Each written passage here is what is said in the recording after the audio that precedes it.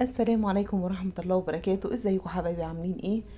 يا رب تكونوا بخير. النهاردة هنعمل مع بعض السجق في الطاسة بطريقة سهلة وبسيطة قوي، وطعمه هيطلع رائع بجد، احسن من بتاع العربيات اللي احنا بنحب طعمه وريحته ولونه. هنا شايفين اللون حلو جدا، احمر كده حلو. وعملنا منه سندوتشات فينو لو عايزة تعملي سندوتشات بلدي. وعملنا مع بعض طحينة، وقدمنا معاه جرجير وخيار مخلل، وممكن قوطة مخللة بالثوم والكمون كده. شايفين جماله عامل ازاي؟ يلا نبدأ بسم الله ونشوف الطريقة. هنا معانا نص كيلو سجق، انا مقطعاه بالشكل دوت. او طبعا اي تقطيعة ممكن، عايزاه سليم مفيش مشكلة. هنا حوالي 3 حبات طماطم كبار مقطعهم قطع صغيرة زي السلطة، وفلفل رومي حوالي 3 برضو بنفس الطريقة. ودي معلقة كبيرة هريسة عبارة عن توم وفلفل أحمر. والتوابل بتاعتي ملح وفلفل وكزبرة بس. ودي بصلاية كبيرة، ممكن تزودي طبعا. أنا مقطعاها جوانح كده بالشكل ده، يعني مقطعاها بالطول، بالطول بالشكل اللي انتوا شايفينه. طاسة على النار، هنحط معلقة زيت تقريبا أو معلقتين بالكتير، لأنه انتوا عارفين السجق أصلا بيبقى فيه دهون. والطاسة تسخن قوي، هننزل بالسجق بتاعنا وهنستمر في التقليب لغاية ما لونه يتغير معانا.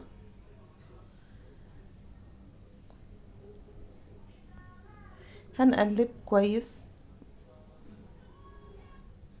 واول ما لونه يتغير معانا بالشكل ده، اول حاجة هنضيفها البصل. وهنستمر في التقليب لغاية ما البصل بتاعنا نحس لونه اتغير وتكرمل معانا شوية كده ودخل في السوا. هنستمر في التقليب، مش هنغطي طبعا السجق دلوقتي خالص لما نحط كل المكونات بتاعتنا.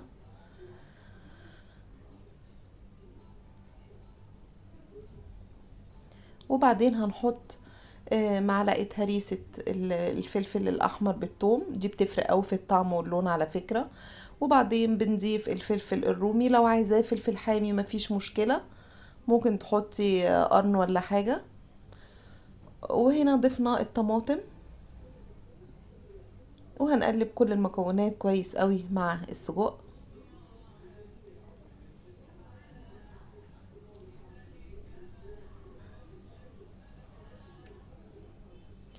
تمام كده، هنقلب كويس المكونات كلها مع بعض. وقبل ما نغطيه ونوطي النار عليه شوية، هنضيف له التوابل اللي هي عبارة ملح وفلفل اسود وشوية كزبرة ناشفة فقط لا غير. في ناس بتحط كمون، انا بحس الكمون بيغير طعمه خالص. انا عايزة طعم السجق نفسه يعني يبقى طاغي في الطعم. الكمون بياخده في حتة تانية، انا مش عايزاه. حابة تضيفي كمون تمام مفيش مشكلة. وهنقلب المكونات كويس جدا جدا، وبعدين هنهدي عليها النار شوية ونغطيها ونسيبها يعني من 5 ل7 دقايق تقريبا. في الأثناء دي هنعمل الطحينة. دول 3 معالق طحينة كبار، هنضيف لهم حوالي معلقة خل كبيرة، ونقلبها كويس قوي. انا طبعا مش بصور وانا بقلب، لاني بشتغل بايد واحدة وبصور بالموبايل بالايد التانية.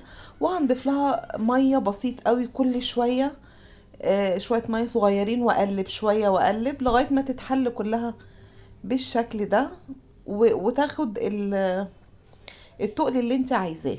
هي هنا متوسطة، لا تقيلة قوي ولا خفيفة قوي، انا بحبها كده. وهنضيف ملح وتوم بودر، وممكن بدل التوم البودر ضيفي توم عادي مهروس نص معلقة، برضو بيدي طعم حلو قوي. انا هنا بضيف توم بودر. وهستمر في التقليب لغاية ما التوم يتجانس مع الطحينة كويس جدا، يختلطوا حلو.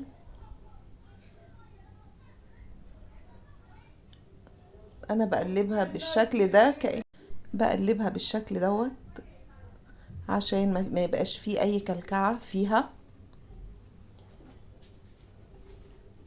شايفين تقلها انا عايزاها كده بالظبط، متوسطة لا تقيلة ولا خفيفة. وهنا هضيف حاجة بسيطة، رشة فلفل اسود بسيطة بتدي برضو طعم حلو قوي ليها. وهقلب كويس جدا جدا. وكده هي تعتبر الطحينة جاهزة معايا. هضيف لها بس على الوش. شايفين التقل بتاعها عامل ازاي؟ عايزة تقليها اكتر من كده هتقللي كمية المية، عايزاها اتقل من كده اكتر من كده يعني تبقى سايلة اكتر من كده هتزودي مية. اخر حاجة بعملها برش شوية كمون على الوش كده وما بقلبهاش. كده الطحينة بتاعتنا خلصت. ويلا نرجع للطاسة اللي على النار. هي كده خلاص بقت جاهزة معايا. انا مش عايزة برضو اهري الخضار اللي فيها، الفلفل والبصل والطماطم قوي. يعني هو كده انا دقت السجق لقيته استوى حلو قوي. احب الحاجة اللي فيها ما تبقاش مهرية، الخضار اللي فيها او في اي حاجة عامة ما يبقاش مهري، يبقى محتفظ شوية بالقرمشة بتاعته.